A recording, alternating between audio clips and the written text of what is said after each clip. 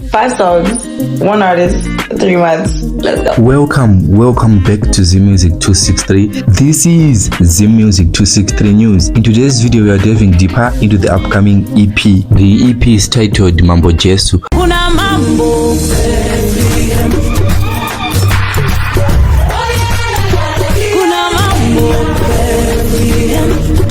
For the past weeks, months, of course, we were expecting, something from her. But I thought maybe she was about to drop a new song. Little did I know that she had something bigger for us, her fans. So Annatoria is set to release an EP titled Mambo Jesu in some weekdays to come. I'm not sure of the date, but she's going to drop it very, very soon. So if you haven't subscribed to Z Music 263, make sure you subscribe to Z Music 263 because we'll be giving you the best in music news. So we bring you local music news, international music news. We talk about those international hip-hop celebrities. We also do predictions for international music awards, like we have done the VMAs, we have done the BET, and it was all great. So if you like that kind of content, I think this is the channel for you and you should subscribe. No better lover that I know.